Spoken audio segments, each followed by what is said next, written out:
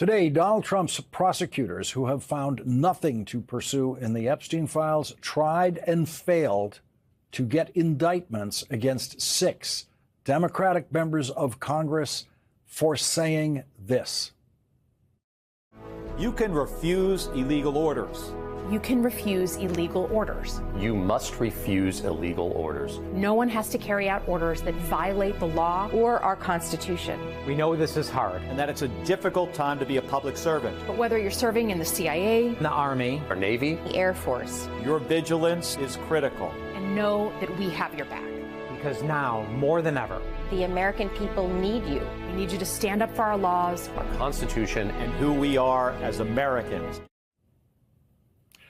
The New York Times broke this news tonight, reporting federal prosecutors in Washington sought and failed on Tuesday to secure an indictment against 6 Democratic lawmakers who posted a video this fall that enraged President Trump by reminding active duty members of the military and intelligence community that they were obligated to refuse illegal orders. 4 people familiar with the matter said. Joining us now is Democratic Senator Adam Schiff of California. He's a member of the Senate Judiciary Committee. Senator, this is one of those moments that we have never before seen in the history of this country.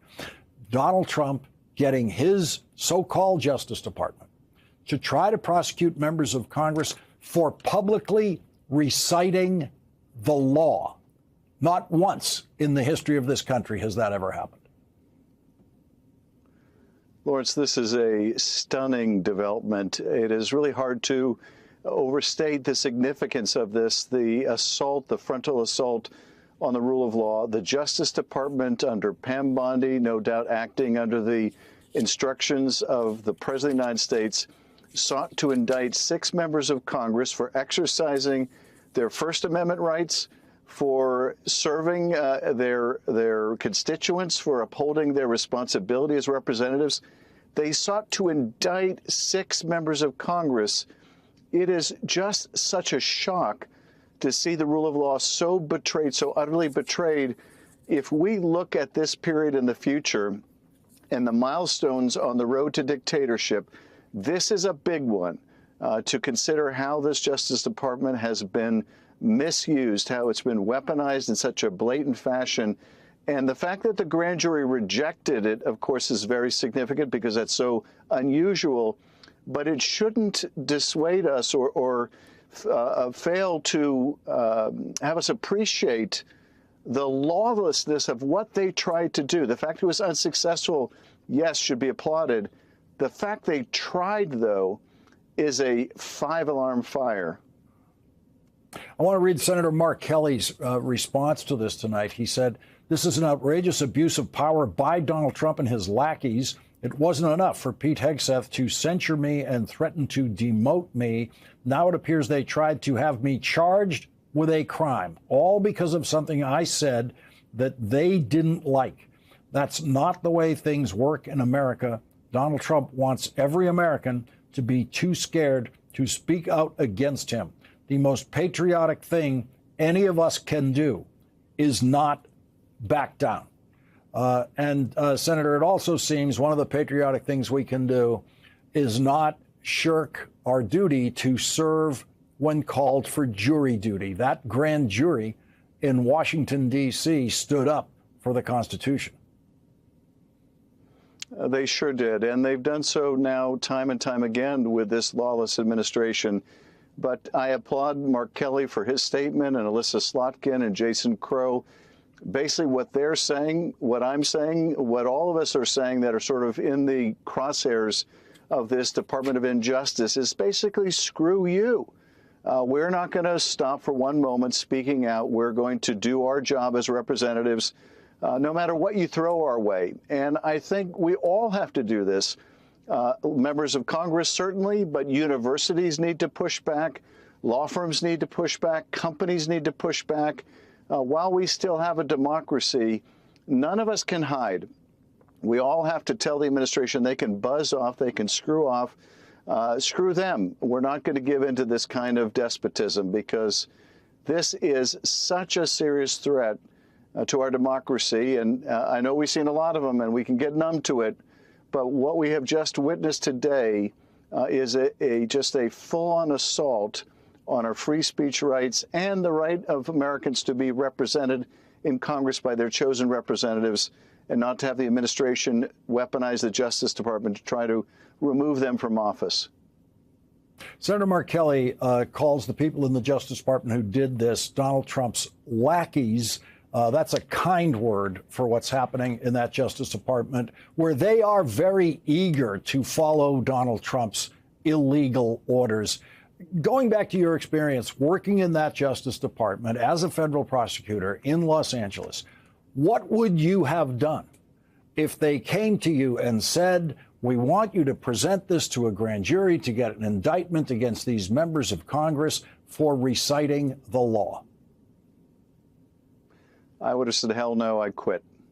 And it's telling that the only person apparently on this indictment willing to submit this is Pirro, the U.S. attorney herself. None of the career people evidently wanted their names on this. And they understand that what they've been asked to do in seeking an indictment on a fraudulent basis like this is a violation of their code of ethics. It's probably a violation of their ethical standards under the Bar Association. It may be worse than that. And they don't want to be tarred by this the way Pirro will be tarred forever by this. But Bondi, Blanche, Pirro, all of these people in the Justice Department, I know they won't, but they should be completely ashamed of themselves. It's just disgraceful conduct. And I think any prosecutor asked to bring baseless cases like this needs to do their civic duty and say, I won't do it, and be willing to be fired or to quit. Because, you know, we all need to show that courage that the grand jury showed and that others have demonstrated in standing up to this president who wants to be a dictator. And it seems to be the same kind of cowardice that led to that raid on the Fulton County voting records. The FBI, for the first time in history, going in and seizing voting records. All those people you see marching in there in their FBI uniforms, following those orders, they're also in a position to say no. They are, and we have seen some of the top leadership at the FBI be fired or quit because they're upholding their ethical duty. They're not willing to fire prosecutors who worked on legitimate cases. They're not willing to dismiss or seek the dismissal of valid cases like the case involving the mayor of New York who's charged with corruption. You're seeing prosecutors and FBI agents quit rather than do unethical or unlawful things. You're seeing the head of CDC do the same thing. You're seeing countless examples of courage, and frankly, those examples should inspire all the rest of us. We should look to them, not look to these who are betraying our laws, our institutions. You know, the Bondis and the Blanches, they're the betrayers. But there are some really courageous people that are saying, no, I'm not going to do that. I would rather quit or be fired than go along with such an egregious abuse of power. Senator Adam Schiff, thank you very much for joining us tonight on this breaking news. Thanks, Lawrence. This was the scene in London on Friday as British police searched the home of the former UK ambassador to the United States, Peter Mandelson. You can see they got to pull barrels of files there and information. Mandelson is under criminal investigation by the British police after the latest trove of Epstein files revealed that Epstein not only sent the British politician and his husband tens of thousands of British pounds over the years, but that Mandelson appeared to have leaked sensitive government information to Epstein while he was the UK's business secretary, which is basically the British equivalent of the American position of Commerce Secretary. And I'm going to get to that guy in just a moment. But among those alleged leaks is one huge, huge, huge one. Because back in 2009, debt had thrown the economy of Greece into a crisis. And because Greece is in the EU and uses euros, that put the value of euro itself at risk. So in May of 2010, the finance ministers of the governments of the EU agreed to try to avert the crisis from spreading with a 500 billion euro bailout. That's a big one. But the latest tranche of Epstein files appears to show is that Mandelson, who would have been a key figure, of course, in negotiating that deal as their version of the Commerce Secretary, appears to have tipped Epstein off about not just that the deal was going to happen, but exactly when the deal was going to happen. Because the night before the deal, Epstein emailed Mandelson, "Sources tell me 500 billion euro bailout almost complete." Then someone whose name is redacted but appears to be Mandelson replied, "Should be announced tonight." He said he was just leaving 10 Downing Street, which is, of course, the British equivalent of the White House. And as Mandelson said he was leaving Downing Street, he said he would call Epstein. Now, obviously, advanced knowledge of a major government bailout, one that would create huge winners and huge losers in the stock market, is incredibly valuable information. It's the kind of insider trading info that could make someone a fortune. And allegedly revealing that information to Epstein is what Mandelson is now under criminal investigation for. It's why he's been effectively forced to leave the British government altogether. But the thing is, he isn't the only one in hot water over this. This was the cover of the British tabloid, the Daily Express, today. "Resign now, PM on brink as he calls to go mount." As calls go to go mount. There you go. Okay, you could read it yourself. The Prime Minister of England, Keir Starmer, is fighting to keep his job over this scandal. Now, to be clear, Starmer has no personal ties to Epstein that we know of at all. The scandal that has the British public so mad at him that they are trying to oust him from his job is simply that Starmer would not have appointed someone with known ties to Epstein to be the British ambassador to the U.S. in the first place, that he should not have. That's enough for the public in England to say the Prime Minister should go. That's how completely toxic Jeffrey Epstein is in a normal political environment. I mean, even the King of England is now supporting a police investigation into his own brother, the man formerly known as Prince Andrew, over the revelations of his ties to Epstein that have come out in the latest batch of files. Literally, the King of England is supporting a police investigation into his own brother because of how toxic it is to be connected to Jeffrey Epstein in England. Then there is, of course, what is happening here in the United States.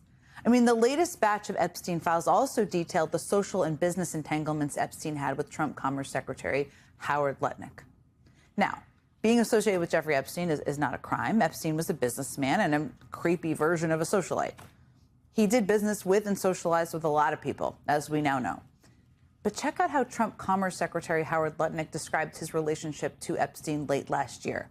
I mean, this was Lutnick telling the New York Post about an incident with Epstein, who happened to be Lutnick's next-door neighbor when he visited his house back in 2005. I say to him, "Massage table in the middle of your house? How often you have a massage?" And he says, "Every day." And then he gets weirdly close to me. Ooh. And he says, "And the right kind of massage." Ooh. Now my wife is standing here. So she looks at me and I look at her and we say, "I'm sorry, we have to go." And we left.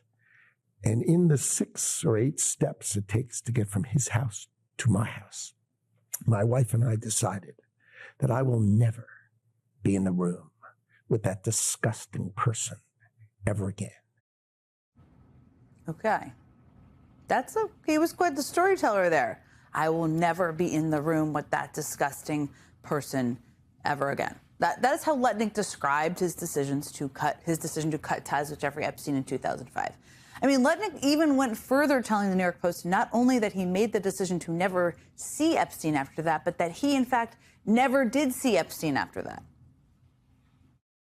I was never in the room with him socially, for business, or for even philanthropy. If that guy was there, I wasn't going because he's gross.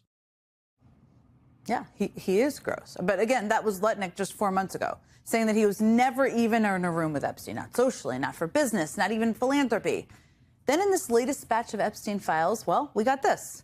This is an email from Howard Lutnick to Jeffrey Epstein from December 19th, 2012. And yes, if you're doing the math, it is 7 years after Lutnick claims to have cut Epstein out socially, to have been disgusted by him, to think he's gross, in which Lutnick arranged to have lunch with Epstein on Epstein's private island, saying, quote, "Hi, Jeff. We are landing in St. Thomas early Saturday afternoon. Where are you located? What is the exact location for my captain? Does Sunday evening for dinner sound good? I have another couple with me on my boat. Each of us has 4 children, 2 16-year-olds, 2 14-year-olds, a 13-year-old, a 12-year-old, and 11-year-old, and a 7-year-old. Thanks, Howard. Epstein then replied, quote, "Come Saturday or Sunday for lunch, ? And gave the exact location of his island. To which Lutnick replied, okay, lunch on Sunday, see you then. Now, I don't know if Howard Lutnick does not include an island as being in the same room as him, but that is quite a stretch. That all seems pretty social to me. Now, when the New York Times confronted Lutnick about the existence of those emails, Lutnick said he could not comment on the island visit because he had not seen the latest Epstein documents. Now, that wasn't exactly the question, was it? I'm guessing anyone would remember taking their family to an island with a known predator, I would think. Lutnick told the Times, quote, "I spent 0 time with him," and then Lutnick hung up on the reporter. Now, today, Senator Chris Van Hollen held Lutnick's feet a little closer to the fire, much closer, asking him about the island visit while Lutnick was testifying to the Senate. And this time, Secretary Lutnick seemed to remember a lot more about that trip. Did you, in fact, make the visit to Jeffrey Epstein's private island? I did have lunch with him as I was on a boat going across on a family vacation. My wife was with me, as were my 4 children and nannies. I had another couple they were there as well with their children, and we had lunch on the island. Again, there's a lot to unpack there. Taking your children to the island with Jeffrey Epstein and nannies, lots, but we don't have time for that. But again, it's not a crime to have lunch with someone, no matter how terrible they are. It's not even a crime to lie to the press. But why was Howard Lutnick lying? Why was he so emphatically denying he had any relationship at all with Jeffrey Epstein when he clearly did have a relationship with Jeffrey Epstein? In England, Jeffrey Epstein is so toxic that the literal King of England is telling the police he will help them investigate his own brother. The Prime Minister is fighting for his job because he appointed someone with Epstein ties to be his ambassador to the United States. And that guy, the former ambassador to the U.S. who allegedly used his position as the British equivalent of a commerce secretary to tip off Jeffrey Epstein about major financial deals, that guy is under criminal investigation. That's how England is responding to revelations about their rich and powerful in these new files. Here's how Trump's White House spokesperson, Caroline Leavitt, responded to a question about Howard Lutnick today. She was asked simply if there has been any shift in how the White House is viewing Secretary Lutnick after the revelations of his ties to Epstein. Not a hard one. Here was the response. No, Secretary Lutnick remains a very important member of President Trump's team, and the president fully supports the secretary. He does? I mean, sometimes saying fully support is a death knell, but I don't think it sounded like that there. The Trump administration is trying to just sweep all of this under the rug. And I don't just mean the mystery of why Howard Lutnick was lying about his ties to Epstein. I mean all of it, the Epstein files altogether. Yesterday, members of Congress finally got to see what the Department of Justice was claiming were the complete unredacted files. Democrat Ro Khanna and Republican Thomas Massie have been some of the members spearheading the fight to release the Epstein files for a while now. And they were some of the first to go down to the Department of Justice themselves to look at those supposedly unredacted files. And here's how Congressman Khanna described that visit.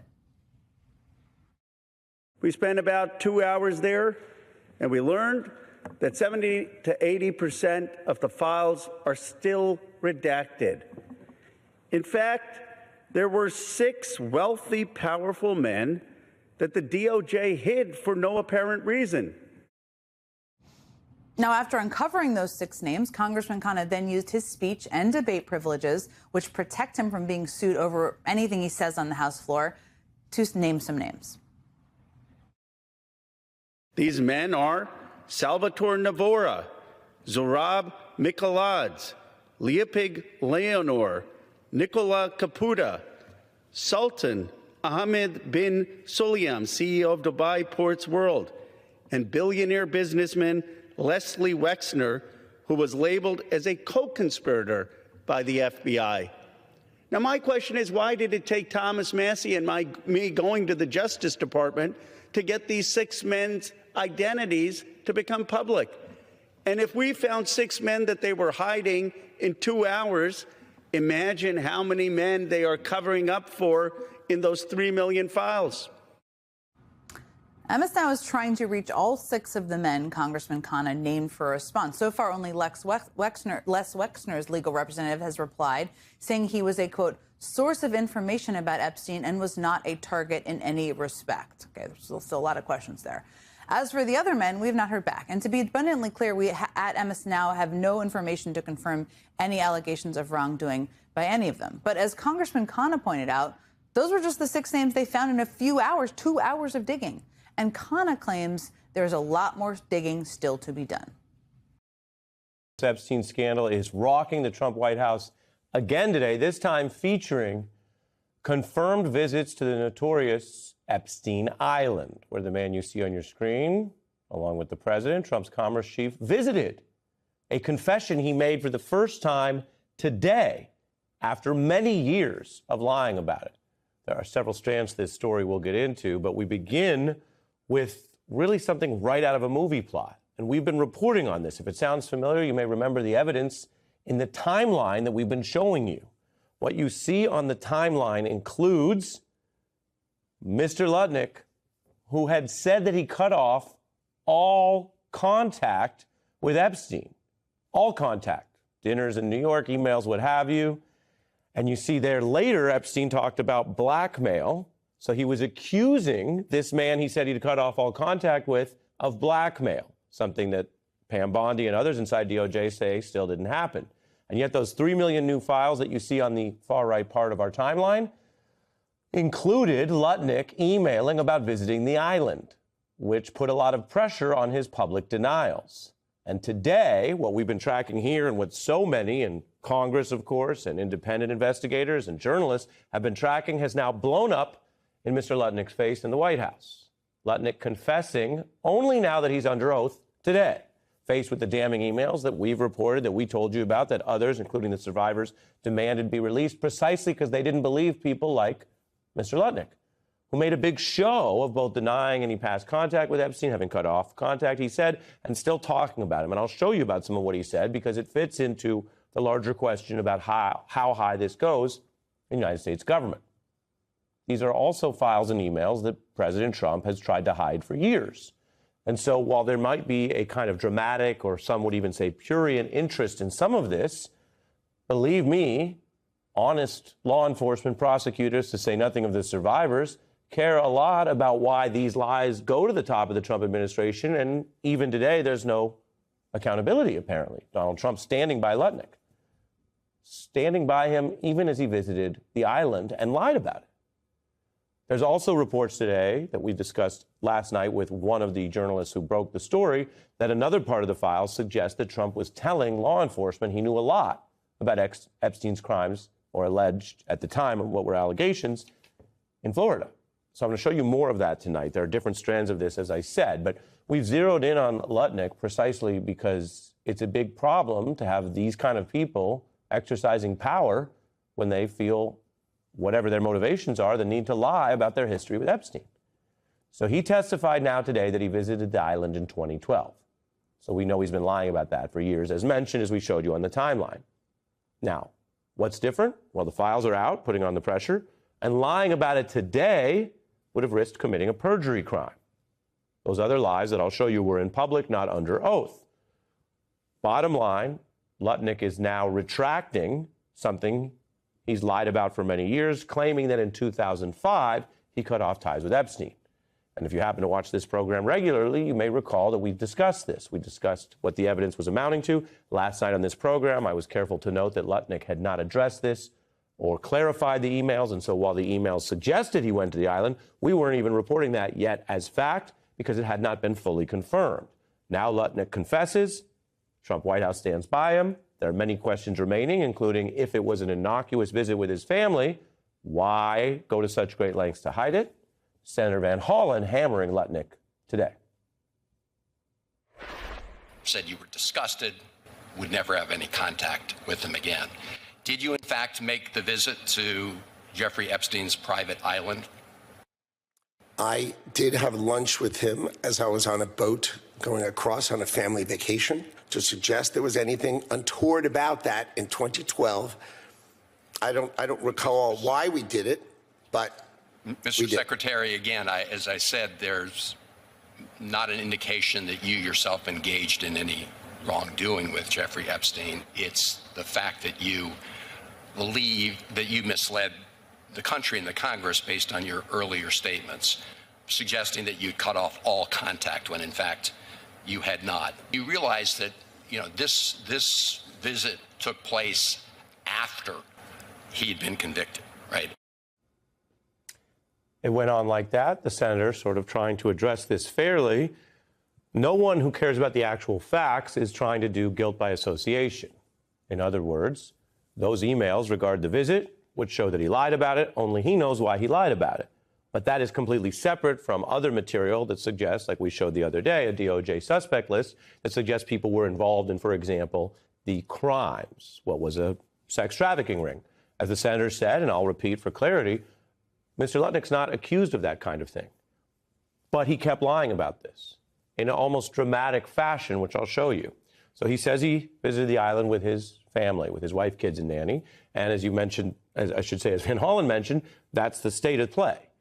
But why lie about that if it was just that? And are we getting the whole truth now when the only thing he's admitting to, copping to, is what's caught up in the emails? Are there other meetings? Was there other help? Remember, one of the key points about why this is bigger than just a personal scandal, which people could deal with, is the amount of evidence that suggests Mr. Epstein was given special treatment, which allowed him to continue these crime sprees, which hurt all these people. So now you have someone who's caught lying about this, who's in the Trump cabinet, who's part of this group of people who have ties to Epstein, who were hiding it. And this is the same guy, as I'll show you, who says Epstein was a blackmailer, which, again, the government has not confirmed or charged him for. Now, the receipts go a long way. It was 2012 when Lutnick wrote, "Hi, Jeff. We're landing in St. Thomas early Saturday afternoon, planning to head over to St. Bart's/Anguilla on Monday at some point. Where are you located? Exact location for my captain." So this sounds very much like trying to go definitely do the meetup. And Epstein said, "Come Saturday or Sunday lunch, Little St. James on the map, behind Christmas Cove." Lutnick responds, "Okay, lunch on Sunday. See you then." And later, an Epstein assistant sent the message to Lutnick, which included, quote, "Nice seeing you." This is what lawyers would call multiple corroboration contacts that suggest the meeting took place, although it's not like we have a photo or a video or that kind of record. Now, that's 2012. Lutnick claimed very publicly that the last time he actually saw Epstein was 7 years earlier. And nothing about the meeting or today's confession suggests that he got confused and forgot, but rather this was a kind of brash, big lie, a way to say, well, I definitely cut it all off. And meanwhile, he and apparently his wife, who's only in this because of him, no one's throwing a lot of stones at her publicly, did go back and see him. How many times? Well, he's admitting 2 and denying any wrongdoing. And the White House says Trump stands by Lutnick. Of all the people who could continue to play these roles funded by you, the taxpayer, the president wants to keep on board someone who's been caught visiting Epstein Island, even if it was, apparently, on the records just for lunch. There's also new evidence from the files about Epstein's recording, which relates to something I'm going to quote Lutnick on, these questions about what Epstein was up to. These photos show a camera perched over a suite of bathrooms. Other photos reveal what could be a kind of elaborate long-term surveillance room, because the door says, and is it truth in labeling or not, but it says 24-hour surveillance. The files have new details about how Epstein had one of the people in his employ work on small hidden cameras. This was back in 2014. The aide responding, "I'm installing them into Kleenex boxes now." Remember what we've said. These files, millions of them are voluminous. The New York Times tracked this down and did the other corroborative reporting. You can't just necessarily learn something from each random email, but there are many stories in the Times and other papers right now, and we've done our own reporting, as we've told you, pulling on these threads. The new revelations we got first here on the beat last night from Miami Herald journalist Julie K. Brown recorded how in July 2006, Trump called the Palm Beach police chief at the time and saying Epstein's activities with teenage girls were well known. Thank goodness you're stopping them. Everyone has known he's been doing this, which, as I've mentioned, could be a positive if you say that's a person in the community talking to law enforcement in the service of potentially stopping something bad. Of course, it's Trump who is tied back into this in many ways, socially and otherwise. We're learning this because apparently the chief told the FBI this in a 2019 interview, which would have stayed secret except for the files coming out. Trump telling the chief, allegedly, or at least according to his account, that he was around Epstein once when teenagers were present. Trump got the hell out of there. Again, that would sound like a good thing, and yet it also contradicts what we've seen Trump and some of his officials seem to want to do to create distance from Epstein when he became such a public, toxic national story. For example, here was Donald Trump in 2019.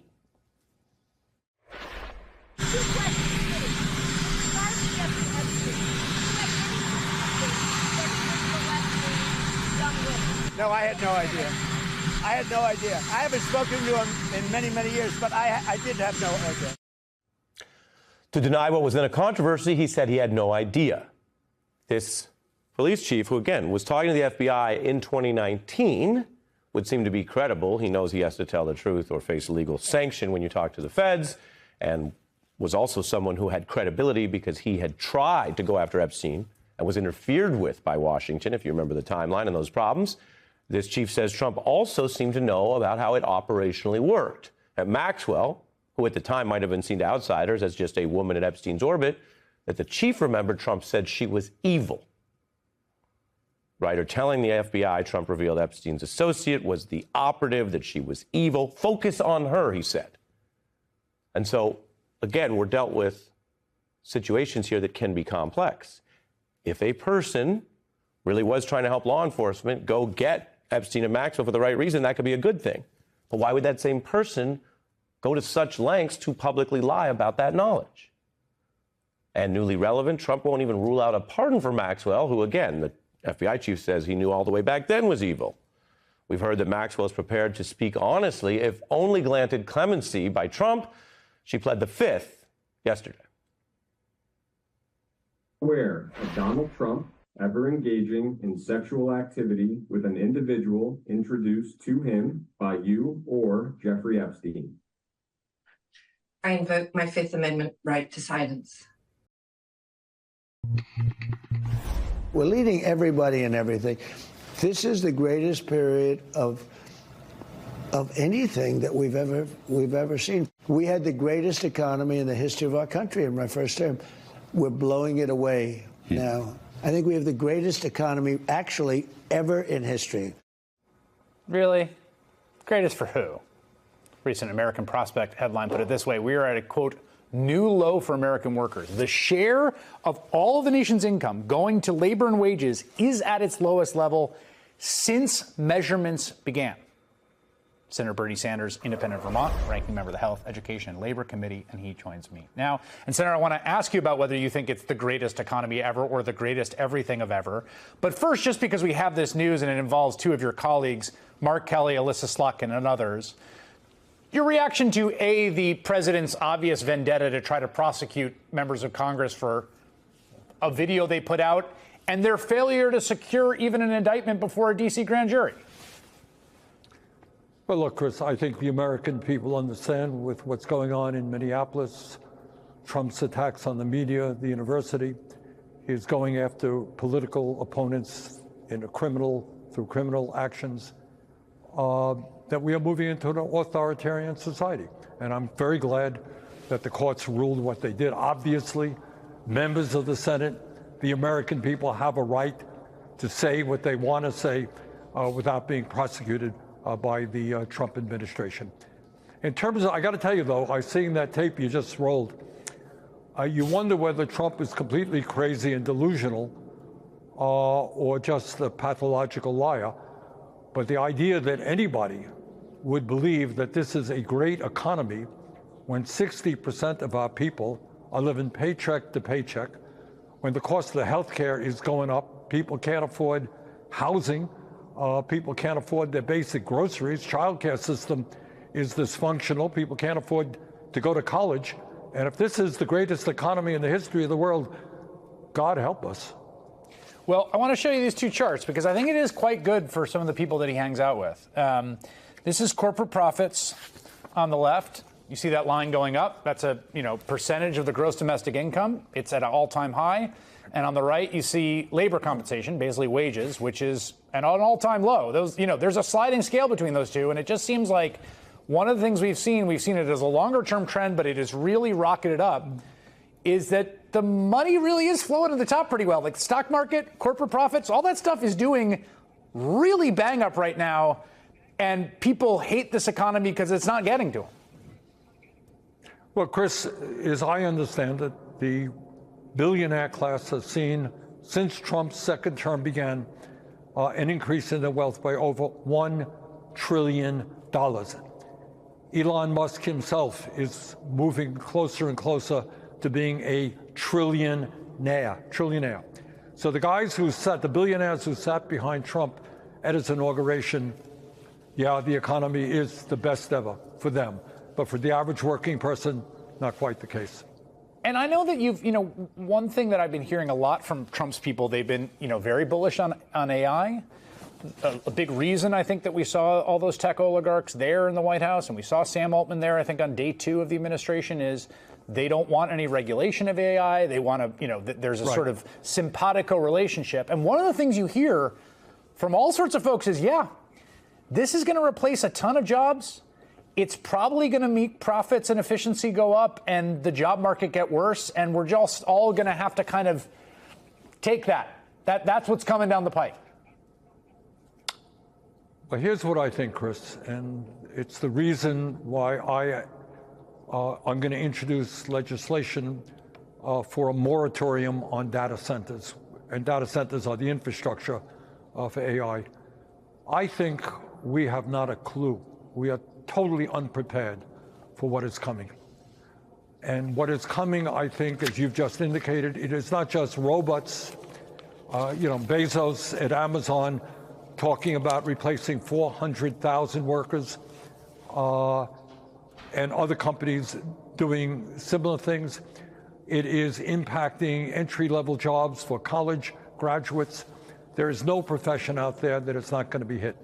So I think you're going to see massive job loss. And I think also what you are seeing now is literally a cognitive decline among young people in this country. Their attention spans are worse, significantly worse. I worry very much. What used to be science fiction, that the computers will take over, there is now a legitimate fear that artificial general intelligence will not only become smarter than human beings, they'll be able to communicate with each other independent of humanity and the implications of that. Bottom line is, I'm not a Luddite, and we have got to make sure, though, that AI and robotics work for working people, not just to make these billionaires even richer. A handful of billionaires, it's Musk and Bezos and Zuckerberg and Altman and Ellison and some others. The richest people in the world are pouring hundreds of billions of dollars into AI and robotics. Do you think they're worried about the implications of that for working people, the middle class? I don't think so. I think we got to take a deep breath. We got to slow this thing down. We got to work on international treaties with China and other countries. But I think people have not a clue about what is coming down the pike with terms of AI. Final question for you. We've been in this economy where people have been very concerned about affordability. Trump has said there's no affordability problem. I brought prices down, which is not true. But one of the other things we're starting to see is that the labor market is clearly getting worse. And you've got jobs numbers coming out tomorrow, and very clearly they're trying to get out ahead of bad job numbers and revisions. Are you hearing from people that people are more and more worried about just their ability to find a job and to hold a job? We had very low unemployment, but you can kind of feel those storm clouds gathering, or a lot of people say they can. I think that's right. And I think I'm hearing that from younger college graduates who would normally get decent entry-level jobs, move up the ladder. They're having a hard time. And I tell you, Chris, I've talked to a lot of working-class audiences. People are very worried about the implication of robotics for their jobs in factories and in warehouses. Senator Sanders, thank you so much for joining us tonight. I really do appreciate it.